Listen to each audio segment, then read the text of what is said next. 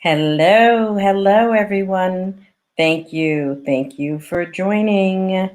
We are here again with it is, there we go. It is time for Talks with Tanya. Welcome, everyone. Welcome to Talks with Tanya. And my name is Tanya Bain. And we are here today to bring you some information, education, a way to connect and really share information that will make a huge difference in your life. So I welcome everyone to today's broadcast. And I am going to, this show is so rich. I'm going to go ahead and jump right into it. Hey everyone, thanks so very much for joining. All right, so I want to tell you a little bit about what we're here about today, this evening. And tonight we are here to talk about how to survive and thrive caregiving. It goes without saying that today, the number of us, the people that are in the position of caregiver, has grown immensely. And it's overwhelming. I'm going to bring on a guest, our featured guest, Valerie Stancill, and I'm just so very proud to introduce her. And you know what? Because I like to speak to people directly up from the green room. My sister queen, Valerie Stancill from Purpose for Wellness. Welcome. Welcome to Talks with Tanya. Hey. Hey, Queen. Hey, how are you? Thank you for having me. And I am so honored to be on your show. You know what? So I just want to, and I love doing this part of the show. I love telling people about how I met the guests that I've interacted with. And I've just been so very blessed to be able to have interacted with today's guest, Valerie. And I'm going to give her proper name, Valerie Mandisa Karasi Stancill. She is a certified graduate, as I am, from the Etheric Touch. But let me tell you, our featured guest, I met Valerie at a women's conference, right? Mm-hmm. And hadn't met her before. And, it was a women's conference. She was going to be talking about her book, one of her many publications. And so we met, and then I lost my wallet. So I knew, right? And then we were going out to lunch, and I'm like, I don't have no money. What a way to meet someone, okay? Um, And so we went to lunch, and there were quite a few people, quite a few ladies there that were presenting that were there. And she and I, just the energy was just, palatable. It's when you can actually feel it. And although other people were talking, there was just something about her that just drew me to her. Little did I know, okay, fast forward, has it been 2, 3 years? I kind of lose track. Yeah, about two. And here we are together. And I'm going to tell you that it is an honor to present Val to you. She's a very humble sister, a humble queen. And I'm just going to tell you about my experience of Val. See, who Val is that people don't recognize is Val is an empath. Okay. One of those very special and unique people. that are born with this gift, where they feel and they heal deeply. Okay. And it is really from that that she draws in everything that she does. So it's no surprise that she is an internationally renowned author and publicator, and she even has difficulty saying this. Just listen to the name of her business, okay? Purpose for Wellness. Okay, purpose for wellness. And when someone is born with that gift and is operating in that gift, you can't help but be blessed. And so, what Val does in so many ways is she is a purpose for wellness navigator. And we are the beneficiaries of those gifts and talents that she brings to us. So I just want to introduce my friend and real sister queen, Val Stancill. And I'm going to ask Val just to tell me a little bit about yourself, okay, and how you came to Purpose for Wellness. Wow. Is that me that you just talked about? Wow. I say. I need to know her. Ashe, Ashe. Uh-huh. As you know, my name is Valerie Stancill. How did I get to Purpose for Wellness? Well, my degrees are I have a degree in health, I have a degree in science. I think I was born to be a caregiver. I love caring for people, helping people, paying it forward. And, in my journey as a wife, in my later years of my marriage, I became a caregiver for my husband who suffered from a rare lung disease called pulmonary arterial hypertension. Mm. I was his caregiver for 14 years. And, being in the medical field and dealing with Western medicine, I came to realize that there was more to it than Western medicine. So I got more into alternative health, natural health, however you want to, cliche it, but it really worked. He was given 2 to 3 years to live. My husband lived for 14 years. Yes. By changing his eating, of course, lots and lots of prayer and supplements. So, what better thing to do than to develop a business where I can offer alternative healing methods?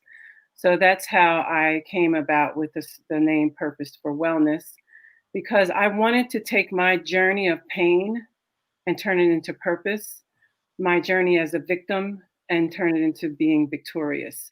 And under the umbrella of Purpose for Wellness, I have many, many entities within that one business.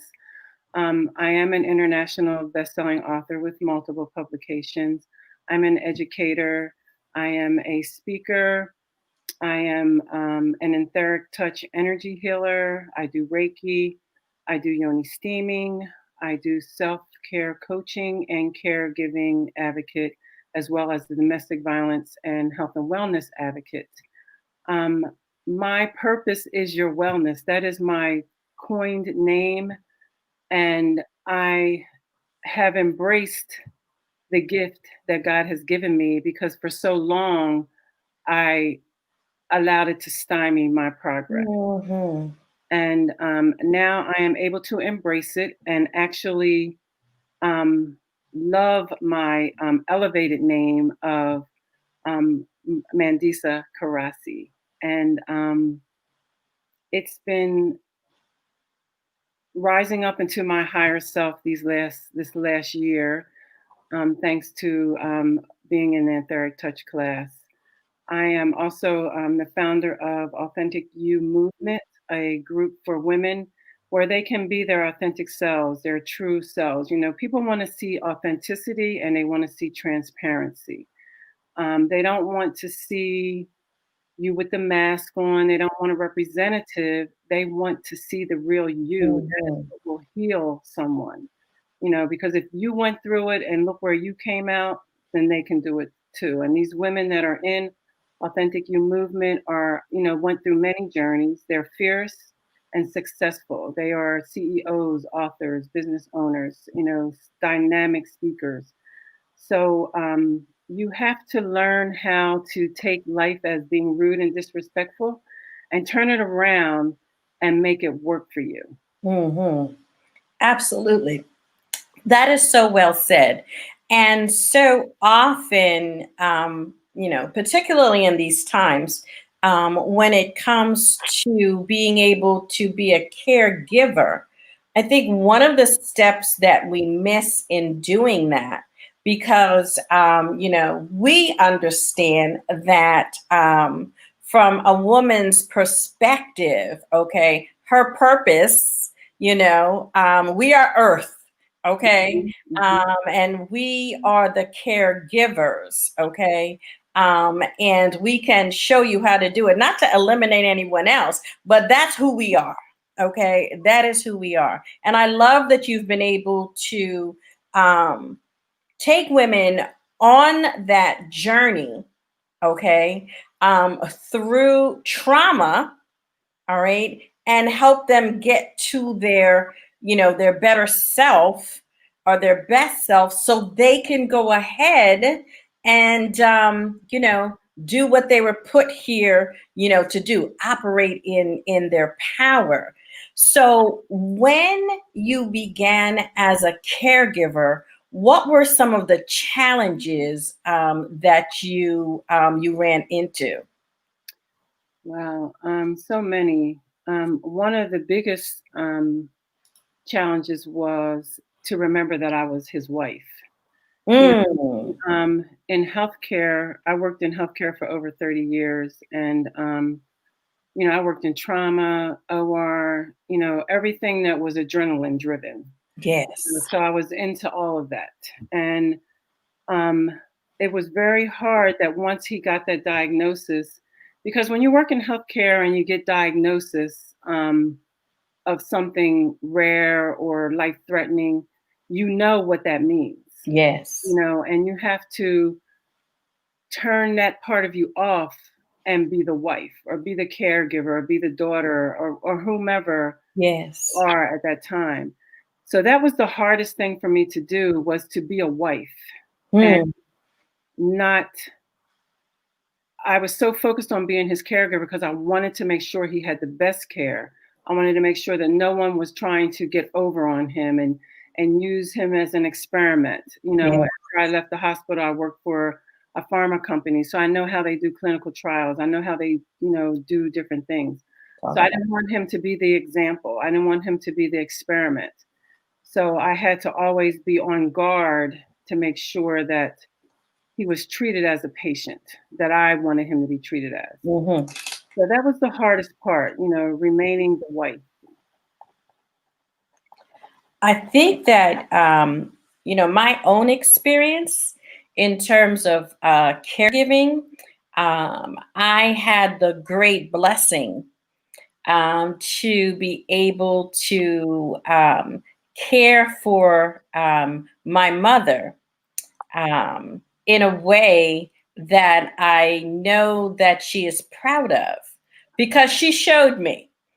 Okay, she showed me with her lifestyle. Because she was like the ultimate caregiver. So there were big shoes to fall into, but understanding my role as daughter. So to me, that's one of the things that people need to do. Understand your role. Exactly. Okay. So, how do you help people? Since you're the navigator through this, how do you help people understand where they are and start to get set up for this journey that they're about to take? Well, one of the things that I like to do is to let them know about the different types of caregivers. Right now we're focused on the informal caregiver because there's informal and then there's a formal caregiver. Formal caregiver is, of course, those who work in healthcare, that they chose to be healthcare caregiving people. Mm-hmm. That's a whole mouthful. And then the informal are people like you and I. We're going about our daily lives, and our family member or friend or whomever becomes sick, and you need to have someone to help you take care, someone to help take care of you. Mm-hmm. So then you have to step into that role. And how do you step into that role? It's very hard to understand how to step into that role when you have a life of your own. Yes. You may work as well, and you may have a family. Caregiving is a plethora of things because we're all caregivers Mm-hmm. in some capacity. If you have a husband, you're a caregiver to him, but in a different form. And then there's a caregiver of taking care of someone who is ill, and then your Yes. children. So we have to designate where you are. What are you doing? Are you the primary caregiver? Mm-hmm. Who does everything, the bathing, the prescriptions, the day-to-day care? Are you the secondary caregiver, the caregiver who, Wow. like, if you were the caregiver, I would come in and assist you? And then the community caregiver, where I might come in maybe one day a week and help you. Mm-hmm. So we have to, designate what are you, what type of caregiver are you? And Wow. then we have to make sure that we tell you the different things that you have to do so that you don't have caregiver burnout. Because the majority of people that care for other members are usually females, from age 49 and above, and Mm-hmm. that you're caring for are from 60 and above. And now in this new climate that we're in, the age range is different, because everybody is sick, unfortunately, of all age brackets. So again, that's another thing to look at. But the most important thing is to not have burnout, because you want Mm-hmm. to do everything. You don't take care of yourself. You're feeling tired and run down. You have difficulty sleeping. You're running around doing everything for the person. And like I said, if you work, and if you have a family, you have to do all of that. So Mm-hmm. I want to help you find out where you are and what particularly, I guess, area of caregiving you're in. Like, how are you feeling? Are you, Yeah. Wow. or do you need some extra help? I want to guide you into seeing where you are, and then telling you some steps to do Mm. forward from that, so that you don't stay stuck in that rut. You don't stay in not taking care of yourself. You don't stay in the area of not getting any sleep. It's so many different things that you do as a caregiver. And I just, I want to walk that journey with you, because it's so important to have someone walk that journey with you, because if you don't, you're going to burn out very, very quickly. Yes. 14 years. um, you had, a medical background, but it was beyond that. You did the daily lifting, Mhm. okay, and carrying of, your husband. How is it that one can prepare themselves for the kind of work, so now I know what kind of caregiver I am. I was identifying myself. I was a formal caregiver to start. Okay. I didn't do so well.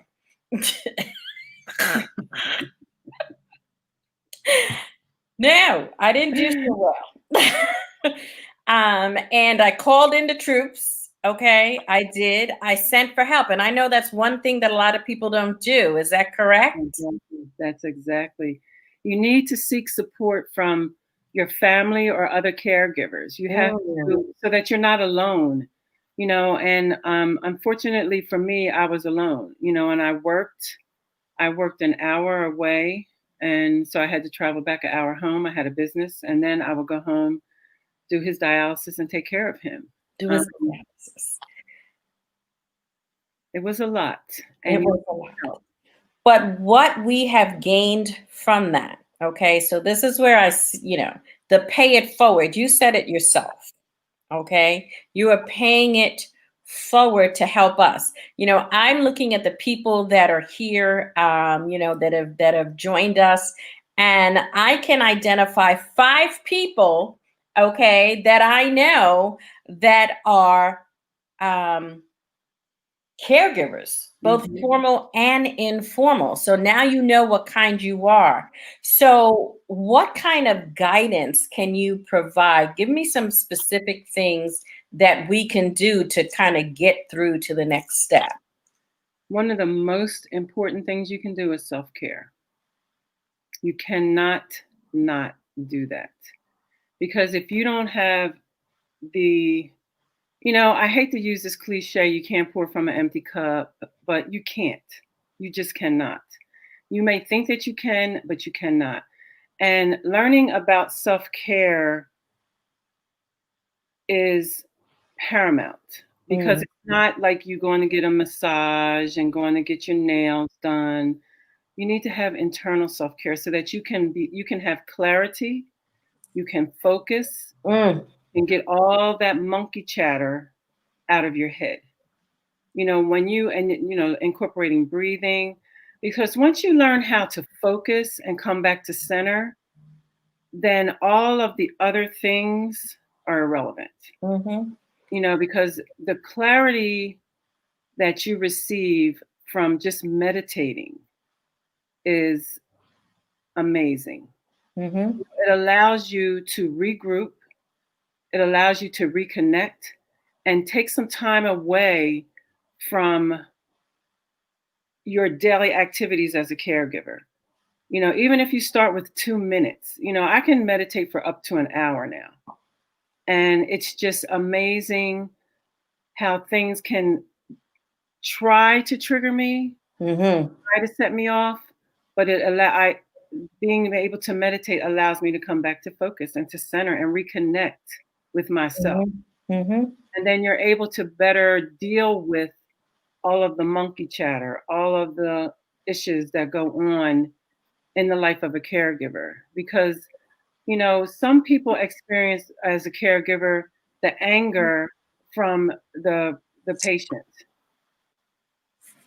So then you're like, well, why am I doing this? Why should I even Mhm. help you? Because then, in the beginning it's okay, you kind of understand, but when it's a long-term thing and Oh they my are goodness. acting like that, you find it hard to be able to understand the anger that they have.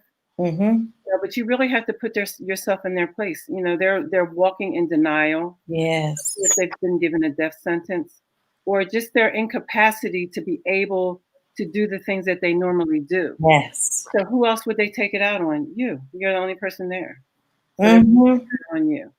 You're absolutely right. I remember that, and sometimes it's the medication that they're taking, and that's one of the things. I heard you say that's what you did for a living, so you were able to manage and control that. And I would recommend that um, people educate themselves, and that's something that you can help people Mhm. with, as well on how to do that. Those are just very integral parts of caregiving, is knowing that for yourself. Whew, what other ways can we and I have to say this as well. So I don't know, maybe about a month ago, I was really anxious about something, and I called Val.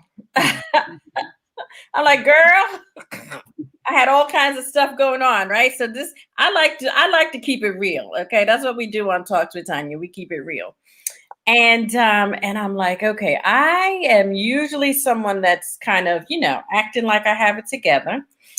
And I was like, but I was just like feeling it. And I called Val and share with us what you took me through to bring me back, because I think this is the time to do it. Which time? I took you through some meditation. Yes, you did. And I really enjoy doing meditation. Some of my meditation can be like I can think of it right on the spot. But a lot of my energy healing meditation or meditation that deals with a situation, Mm. I want to do some research. I want to get to my science side of me and incorporate that into the spirit side. And then combine those two together in order to get you to where you need to be. But for you that day, you were having none of it. And I was just like, and at first we just started talking. And then I just went into, okay, I'm just going to do some meditation, but I'm just going to talk to her.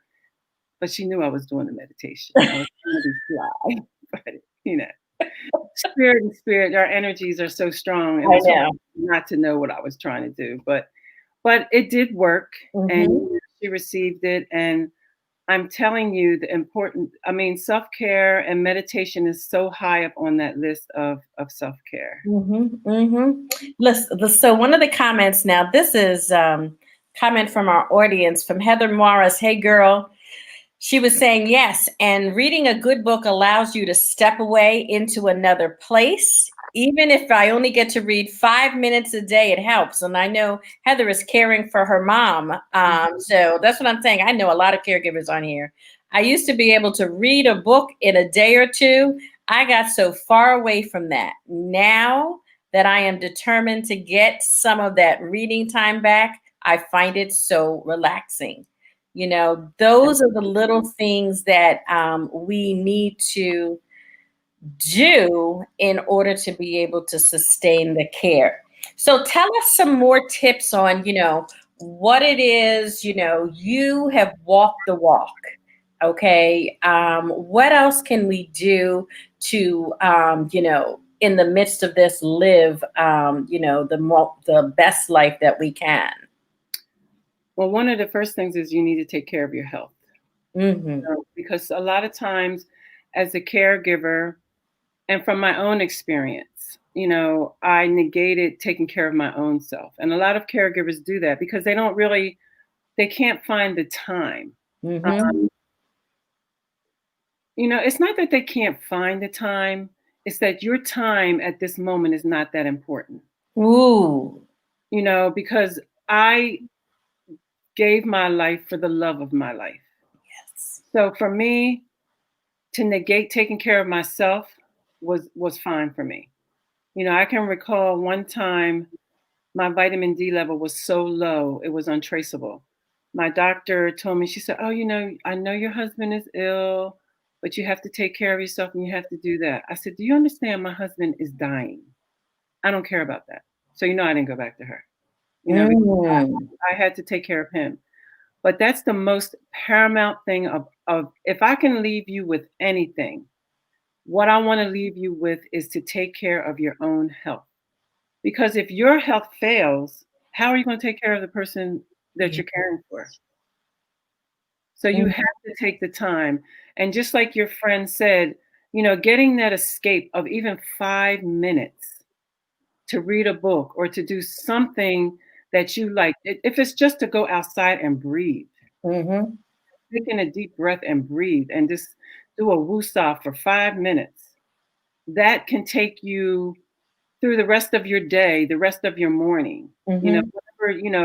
whatever your activity is for the person that you're caring for. And another thing is to accept offers of help. Hmm. A lot of people don't want you in their home. A lot of people don't want you to know their business. But you know what? The business is that you need help. So you have to make that your business to make sure you get Mhm. it. And how you need to learn how to communicate with the doctors. That's so important, and that's one of the things that I really, really emphasize. Learning about informed consents, learning Mm. about how to fight with the insurance companies, because a lot of times some of the illnesses, and they need specialty medication, they will get denied because the WHO organization, the World Health Organization, feels as though they have the authority to decide if someone gets this medication or not, that they need to help them to breathe, to live, to do whatever. I became very efficient at fighting for my husband's medication or um, access into a place where he needed care. So I show you how to do that. I show you how to um, contact different pharmaceutical companies, because a lot of pharmaceutical companies have community health programs where you can get the medication for free or you can get the medication at a discount. Are they going to tell you that? No, they're not. Yeah, they're not going to tell you that. So that's some of the things, even learning how to make a medication list so that when you go to the doctor, you have all your patient's information, all of the notes. I used to have a binder about that I thick, know you did. with everything. Oh, if I just had his blood work from, September 10th. Hold on. Here you go. And you have to just make sure you have all your things in a row. And don't be afraid to ask questions. Healthcare, professionals, especially some physicians think they're gods more than others, especially like cardiologists. They really think that MD says God. You have to not be afraid to ask them a question. And no matter how intimidating they make you feel, you have every right to ask that question. Every right to ask them, how many times have you done this particular procedure? How long have you been doing kidney transplants? I want to know. There's a physician rating system. You can go online and find out about that physician. How good is he? Where did he graduate? Where was he in his class? Has he had any malpractice cases against him? Yes. Those are all things that you need to know. And the thing for me, the benefit of working in healthcare, working in the OR, seeing people come in as residents and now they're physicians, I seen all of that. So I knew who was good, who wasn't. I knew what to look for. So I can tell you what to look for. I'm going to tell you the truth. Yes. A lot of people refer people to me that have pulmonary. It's pulmonary hypertension and pulmonary arterial hypertension. Arterial, of course, is the worst. I had a client come to me and say, "Oh, well, they said that if my husband gets a lung transplant, he will do well." So, I always make sure I preface every meeting with these people that I do not sugarcoat, and I will tell you the truth. Unfortunately, I'm going to tell you the truth. So I said, well, if his heart is not working properly, having new lungs, what is that going to do? Because the lungs don't work, so it's going to wear out the heart again. Yes. So now the heart is affected. With pulmonary hypertension, it's the lungs, and it goes to the heart. And so she said, no, they said that this was going to help him. And then they want to do a heart and a lung. I was like, okay. Ask them this question, ask them that question. So I didn't hear from her, so I thought I offended her. But she came back to me and she said, they can't do the surgery because he won't live. And so you have to know how to be able to approach them. I have even made myself available to go and talk to the doctor with them or to just be in the room to listen. Because sometimes as the patient and the family member, you can't turn your emotions off. So you can't hear what you're trying to say. Absolutely. They're saying. So me as an outsider, I can hear what you can't hear. And then I will question them for you. And that's one of the things that I really, really enjoy doing, because I want them to know that I know what you're doing. Exactly. And I know what you're not doing this correctly. This is the wrong test for that. He should have this type of test. This medication is a contraindication to, they would give my husband medication that was not for people who had kidney disease, end-stage renal disease. And I'm like, did you do a clinical trial on that? Well, can I see the paperwork? Absolutely. They were like, who are you? I didn't tell them what I did. And that's so important. So let's just look at the climate in the world. And if anybody thinks, I say this every week, that somebody is coming to save us, Mhm. You better save yourself. You better you work better on save yourself. saving yourself. You better go to the experts. You better understand, Mhm. okay, Do your research. what You is have to going do on. your research. You You know, know, people are posting so many things that aren't true. You know, they hear it and they put it right on Facebook, and now everyone's in an uproar, and it's not even true. hmm You know, and exactly, you have to do your research. In this climate, like you said, you have to do your research. exactly, exactly.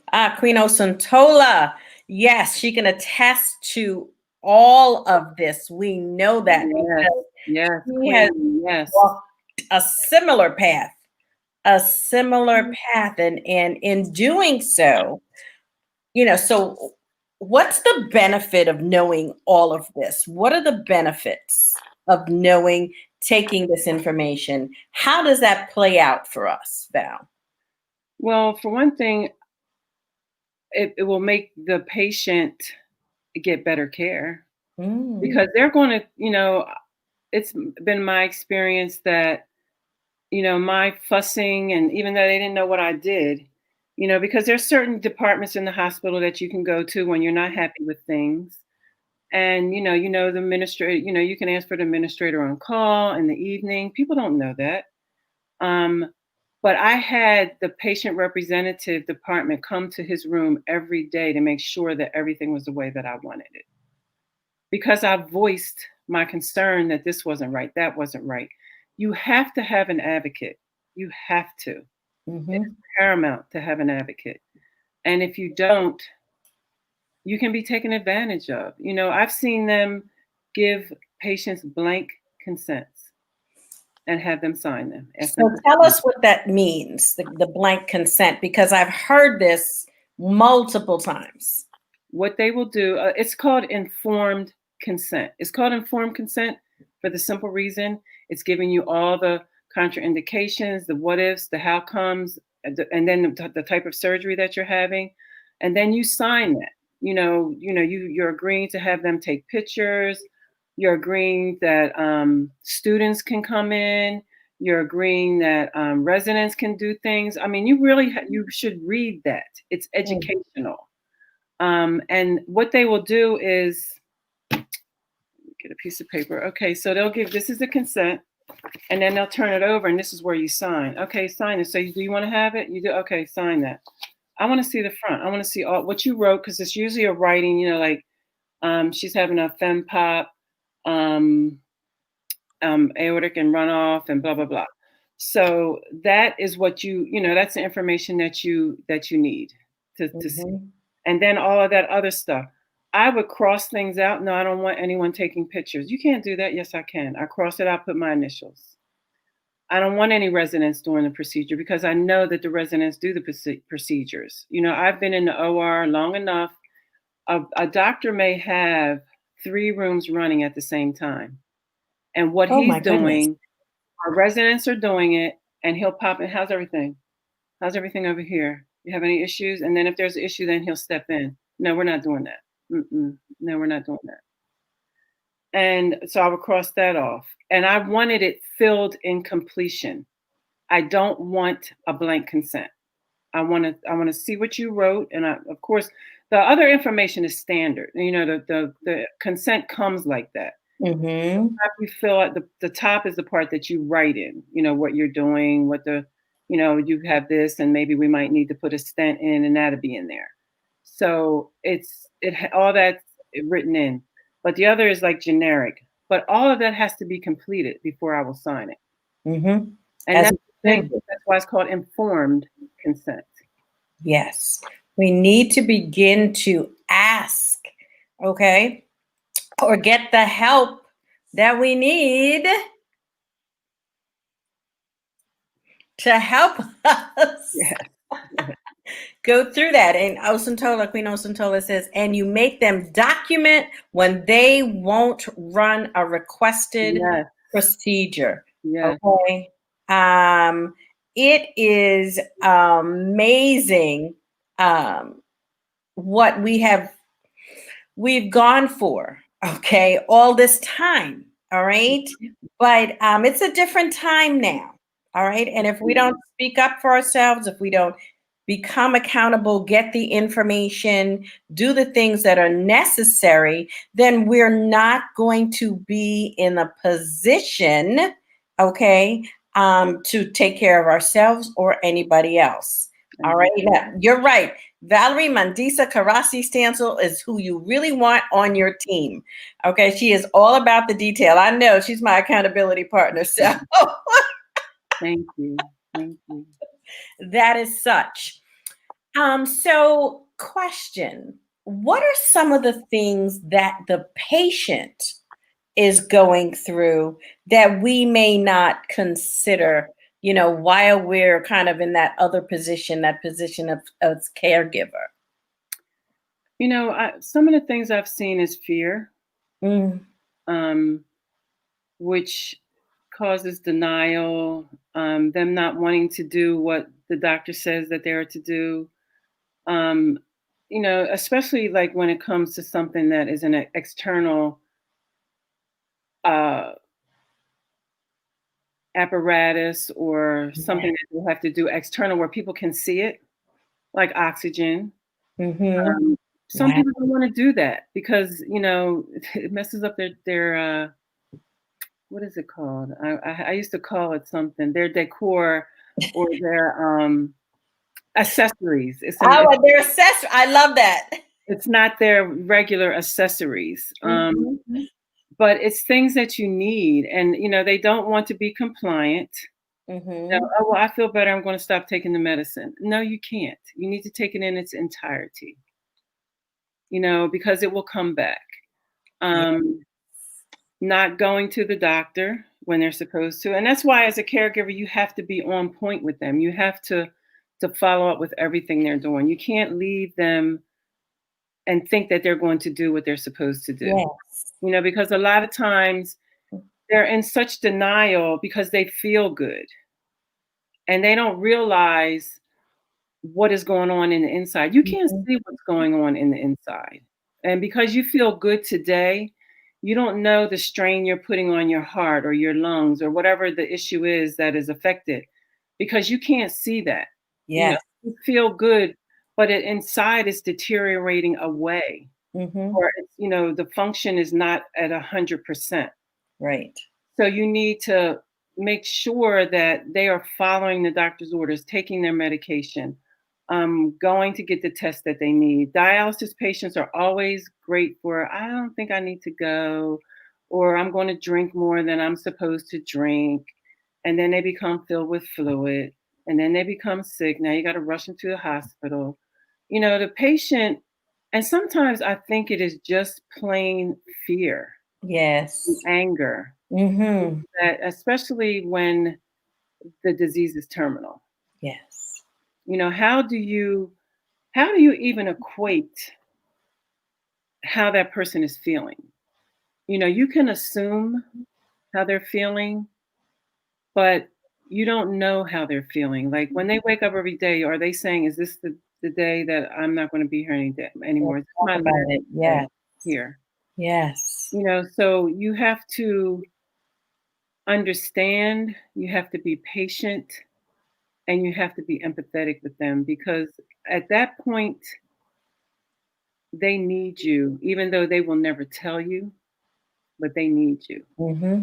And I think that it's so important that you communicate that to them, have patience with them, and put yourself in their place just for a minute. Yes. I remember I would always ask God, I said, any healing that you have for me, can you please give it to my husband, just so he can experience a day of feeling good. Mm-hmm. You never understand the ramifications of your health. People say health is wealth. Health is definitely wealth. We were six figures. We had four cars. We had a huge house. We had money to do whatever we wanted to do, but nothing could give my husband his health back. Yes. And that's what he would say repeatedly. If only I had my health back. So I Mm-hmm. am a big believer of your health is wealth. It's nothing more wealthier than Yeah. having good health. And it's not too late. Mm-mm. It's not too late. There are corrections that that you can make in order to take back control of that. And this is where you and I have our synergy. It really is about hitting that reset button. Even in the midst of your caregiving, you really need to hit that reset, okay? And renew yourself. You see the sign back there? Huh? Back there? Whichever way it is.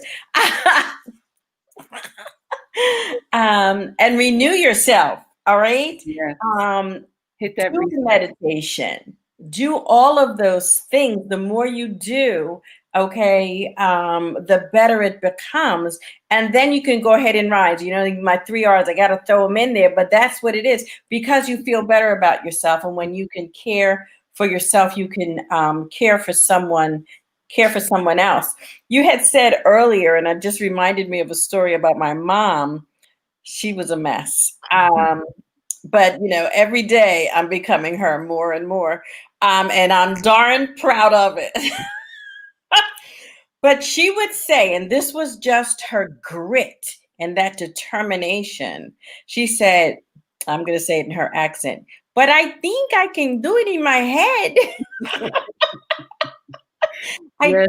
I know I can do it. I can do it, Tanya. I can do it. And it would just be 9 times she fell. That's how determined she was in 1 month. And I finally had to tell her, I'm like, Mom, they get ready to take me to jail. I just need you to keep still. But it's that they don't accept that. They think that they can do it in their head, and then it's just like, Yeah. I just blinked. How did you get on the floor? But that's that drive. And we can shift that drive into, putting that energy in the right place. Yes. Yes. So important. My husband used to do that. He would this disease caused him to pass out a lot. And I'll tell you a funny story. It was so funny. He would always tell me I didn't pass out, because he would be out and then he would get right up and be like nothing ever happened. I'm like, you did pass out. So one time he fell on a marble table and broke it. Okay. The table's there, his back is bleeding. I said, see, you passed out. No, I didn't. No, I didn't. How did the table get broken? Did I break it? Did you break it?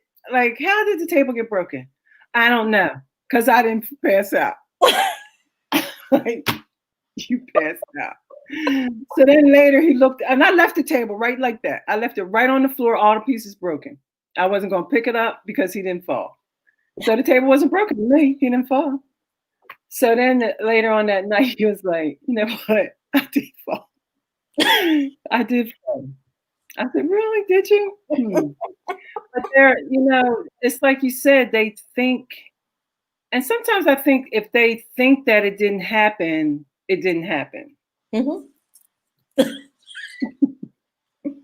Well, don't we think like that sometimes? Yeah, all the time.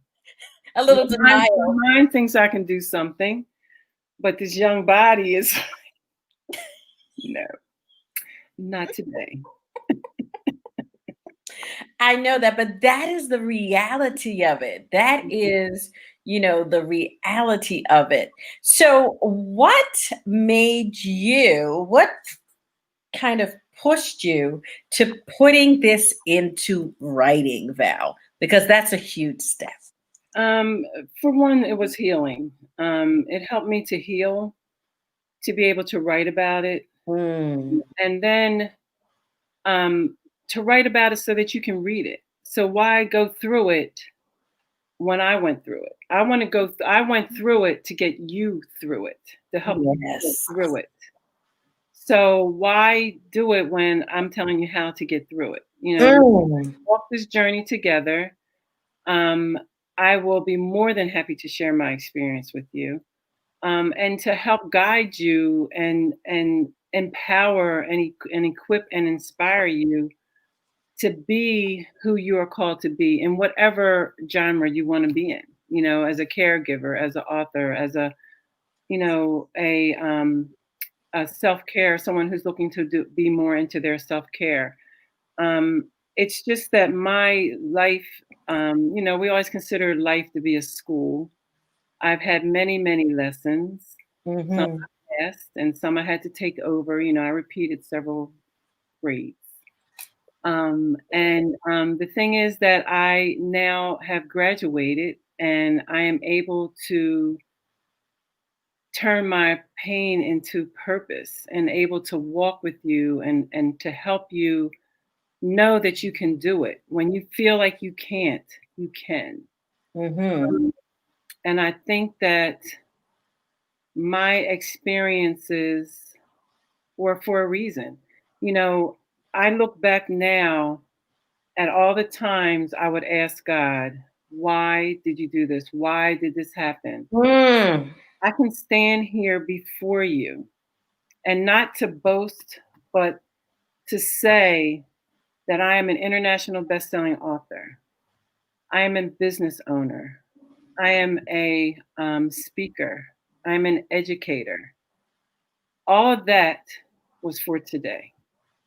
All Yes. of that journey that I went through that I couldn't understand, that I was mad at God for 4.5 years. I would go to church because that's what I did. You go to church on Sunday. I would go to church with an attitude, mad at God.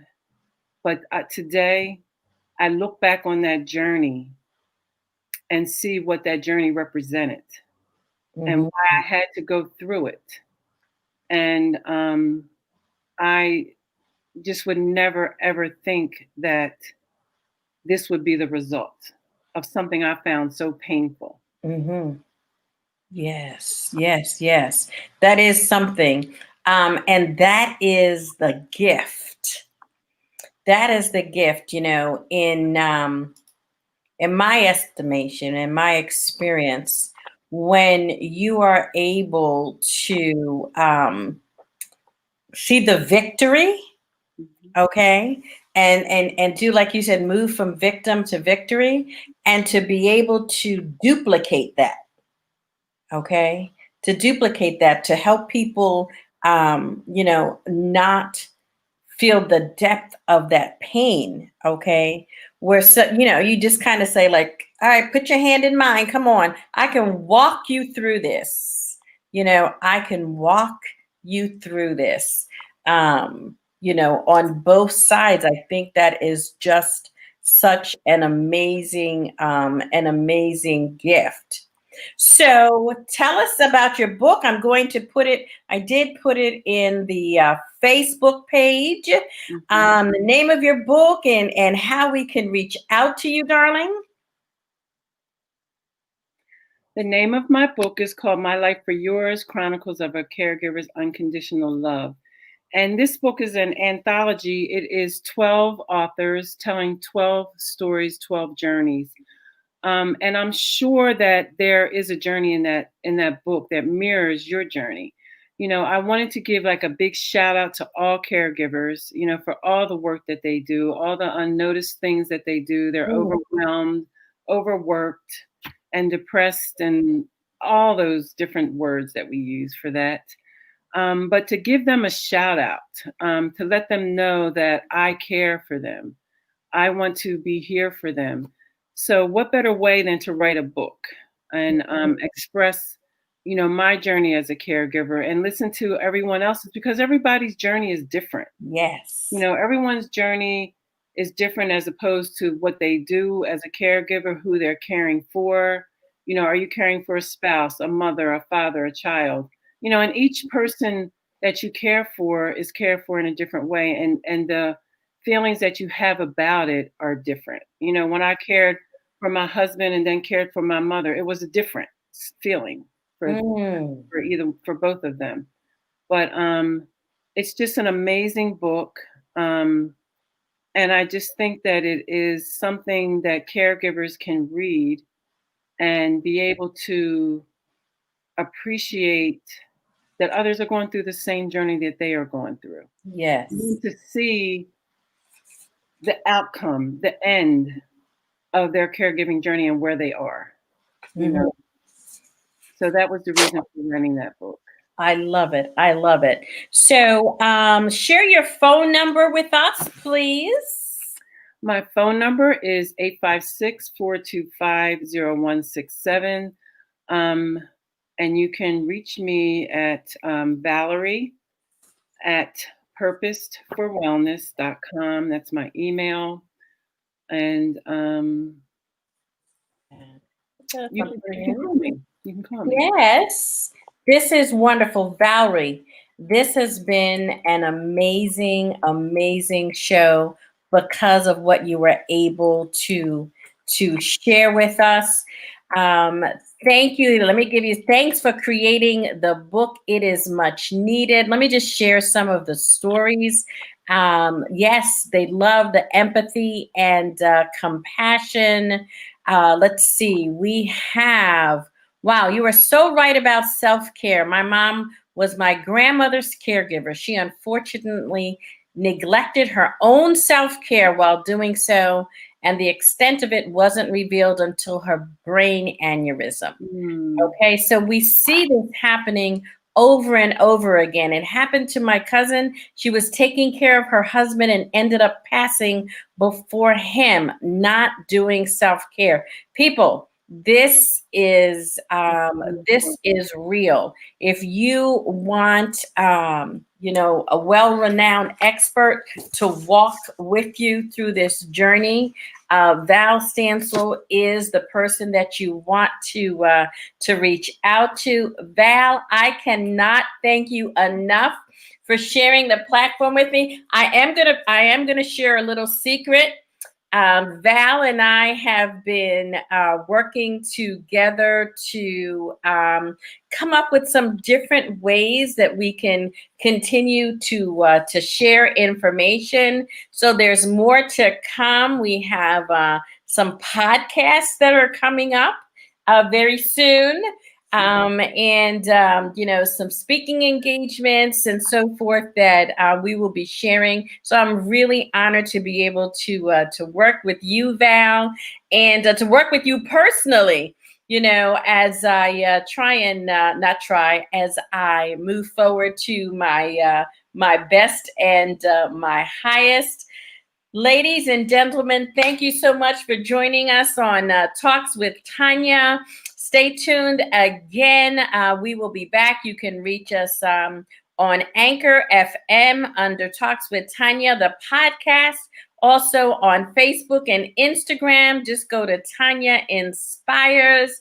Remember, everyone, you are loved. Thank you again, Valerie. Everybody, stay inspired. Take care now. Thank you. Bye-bye.